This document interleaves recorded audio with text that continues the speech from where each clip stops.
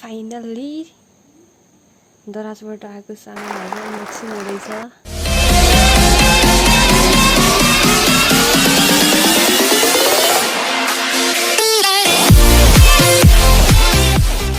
यो सामानहरूलाई 1 by 1 unboxing गर्दैछु।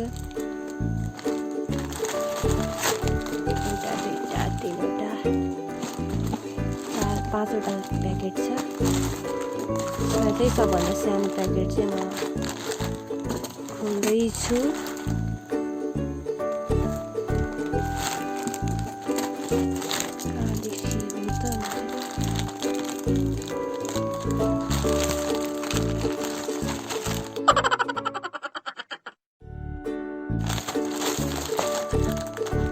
दराजबाट चाहिँ मैले यो सेकेन्ड टाइम हो अर्डर गरेको। योभन्दा पहिला पनि अर्डर गरेको थिएँ। सामान चाहिँ पोखरासम्म मात्रै आउने भएको भएर मैले धेरै वेट गर्नु पर्यो। अस्ति पोखरा जाँदाखेरि चाहिँ रिसिभ गरेको यो सामानहरू।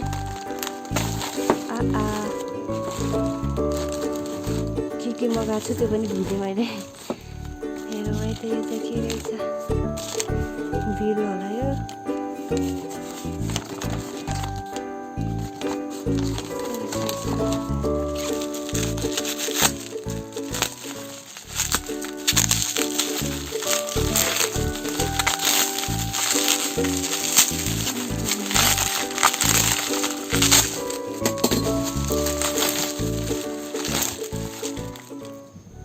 यो चाहिँ कोहिनुरको पेन्सिल इरेजर अनि चाहिँ मोनो इरेजर। हाइलाइट गर्नलाई एकदम कपालहरूमा राम्रो हुन्छ यो, सानो सानो हाइलाइट गर्नलाई। यो मसँग पहिला थिएन, सबै निडेबल इरेजरबाट गर्थेँ, त्यही भएर गाह्रो हुन्थ्यो। अहिले चाहिँ यो मैले मगाएको छु अनलाइनमा। अनि यसको रिफिल यो चाहिँ पेपर स्टम्प, ब्लेन्डिङ स्टम्प। 6वटा पिस छ यसको, सानो ठुलो सबै।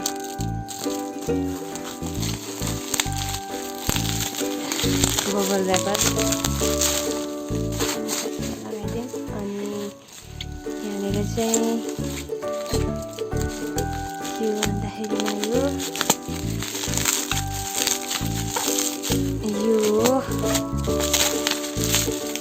ड्रइङ गरिसकेपछि त्यसलाई सेट गर्नलाई, त्यसलाई नबिग्रियोस् भन्नलाई स्प्रे गर्नुपर्छ। त्यो चाहिँ स्प्रे हो है। यो पनि म फर्स्ट टाइम युज गर्दैछु।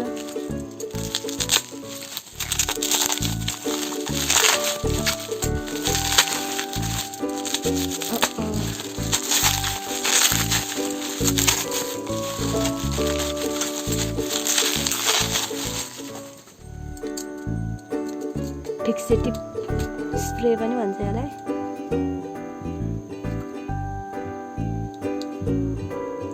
ml।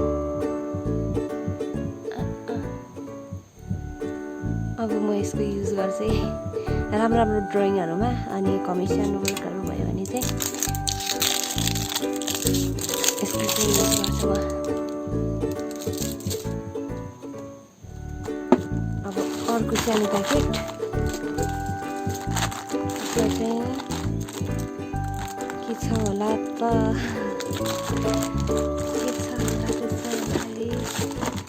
यहाँबाट निकाल्दिनु पर्यो।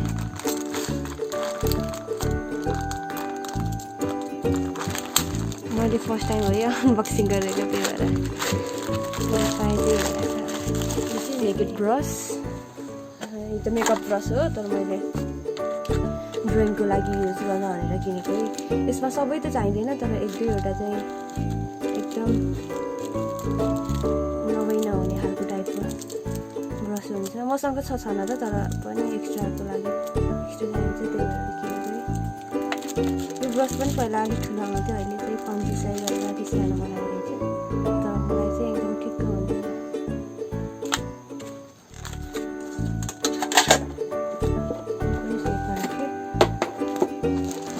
अर्को प्याकेट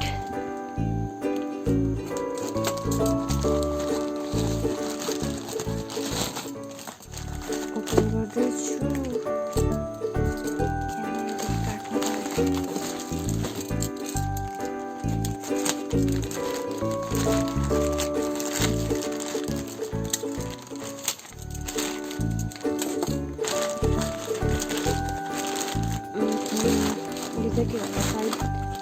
स्केचबुक होला जस्तो लागिरहेको छ मलाई। यो भनेको कुरियर गर्नु पर्यो भने ड्रइङहरू यसरी ड्रइङहरूलाई सेभ गरेर अनि कुरियर गर्न सजिलो हुन्छ भनेर मैले अर्डर गरेको 100। अनि अर्को बक्स छ के होला यो सायद यो चाहिँ एउटा फाइल भन्दा नि डिस्प्ले बुक मलाई हतार भएको छ, त्यही भएर यहीँबाट काटिदिएँ। दराजबाट सामानहरू चाहिँ पोखरासम्म अनि ठुल्ठुलो भ्यालीहरूमा मात्रै आउने भएको भएर मैले रिसिभ गर्नु पाएको थिएन, धेरै वेट गर्नु पऱ्यो अर्डर गरेपछि पनि। अनि बल्ल अस्ति गएपछि मैले यो चाहिँ डिस्प्ले बुक, यसमा मैले ड्रइङहरू राखेर हजुरहरूलाई देखाउने छु एकचोटि। कतिवटा छ यसमा 20 पोकेट्स रहेछ, 20 पोकेट्स। तर मैले यसलाई यताबाट उताबाट दुईटै साइडबाट युज गर्छु भनेको थिएँ, खै हेरौँ कस्तो छ। यसमा मैले बनाइसकेको ड्रइङहरू राखेर एक दिन देखाउने छु।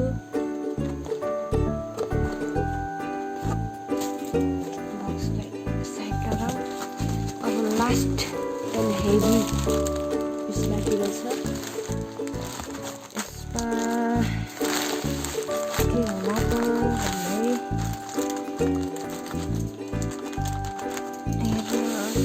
आँटिसकेको।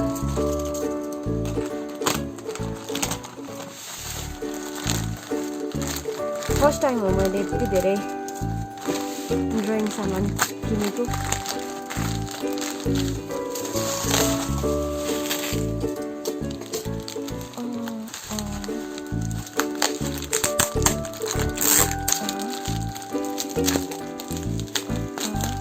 भित्रको कुरा हेर्नु मात्रै, बाहिर डिस्प्ले भएको भन्दा पनि भित्र के छ भनेर मलाई हेर्न मन लागिरहेको छ।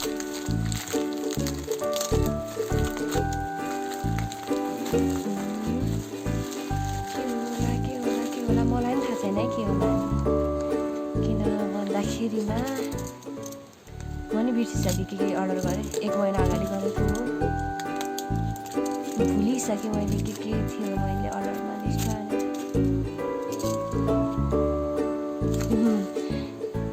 थम्बको प्रिन्ट पनि छ यहाँ।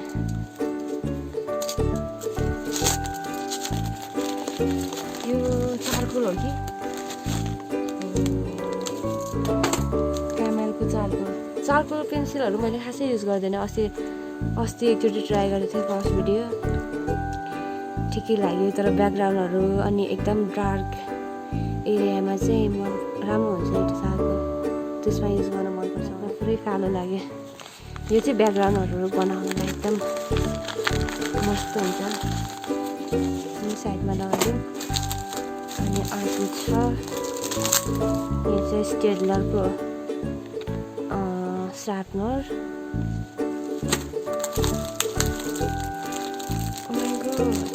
यो त मैले 3वटा मगाएको जस्तो लाग्थ्यो त। पेन्सिल एक्सटेन्डर पेन्सिल भ्यायो भने चाहिँ यहाँ सानो भएकोलाई राख्ने यसमा अनि युज गर्ने।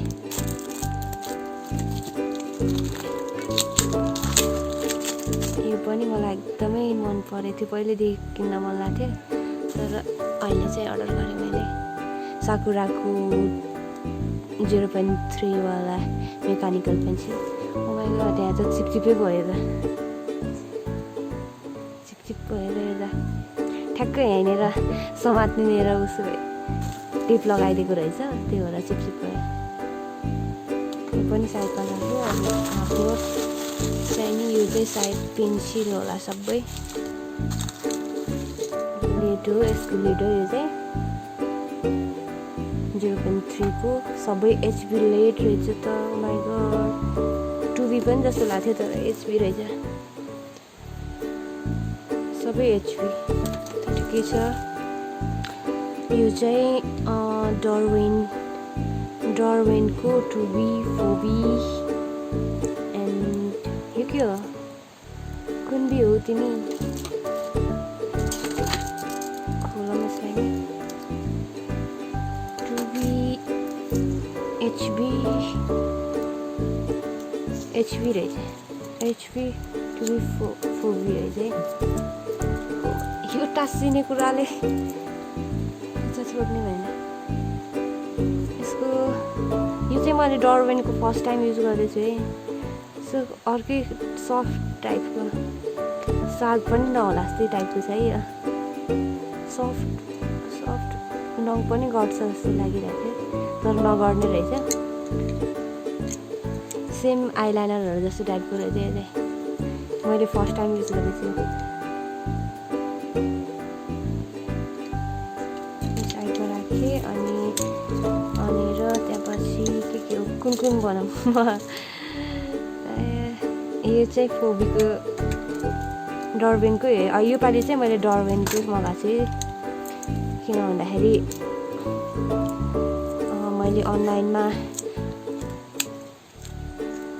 स्टेलरको पेन्सिलहरू यस्तै छुट्टै किन्न पाएको थिएन त्यही भएर यसको ट्राई नै गर्न हुन्छ भनेर फर्स्ट टाइम चाहिँ यो डरवेनको मगाएको मैले नत्र डट किन्दाखेरि चाहिँ सबै 12वटै पिस कि त 24वटा पिस नै किन्नुपर्छ सेटै किन्नुपर्छ त्यही भएर कुनै त युज लाग्दैन नै युज हुँदैन खासै एच सिरिजको पेन्सिलहरू चाहिँ खेर जाने भएको भएर मैले किनेन त्यो चाहिँ त्यही भएर डरवेनको ट्राई गरेको अब डरवेनको पनि राम्रो भएन भने चाहिँ त्यही किन्नुपर्छ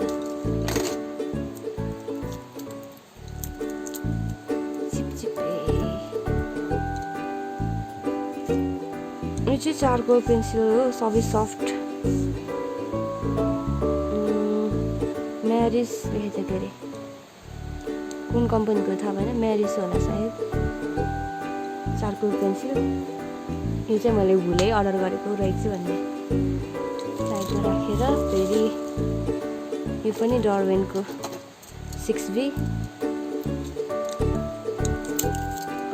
मलाई यो मन परेन है दराज यो चिप यस्तो गऱ्यो भने त यहाँ समाउनलाई हामीलाई ग्रिप बस्दैन नि पछि ग्रिप त बस्छ कि तर हात यस्तो नराम्रो फिल हुन्छ यस्तो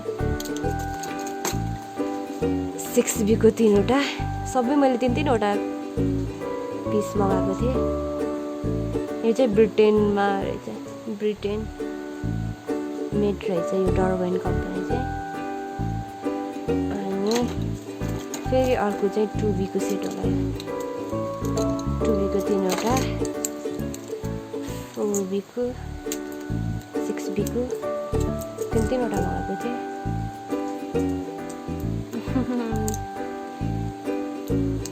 यो चाहिँ मन परेन मलाई यति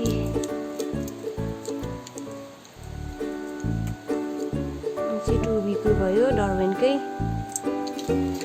माइ गॉड यो मलाई कति पहिलेदेखि युज गर्न मन लागिरहेको थियो युट्युबहरूमा देखिरहेको थिएँ अरू सिनियर आर्टिस्टहरूले बनाइरहेको अब चाहिँ म पनि युज गर्छु यो स्टेलरकै हो तर यो चाहिँ ब्ल्याक पेन्सिल हो है ब्ल्याक मजाको डार्क हुन्छ यो चाहिँ यो HB 2B 4B 6B 8B सम्म हुन्छ है 6वटा पिस हुन्छ 26 हुन्छ यो चाहिँ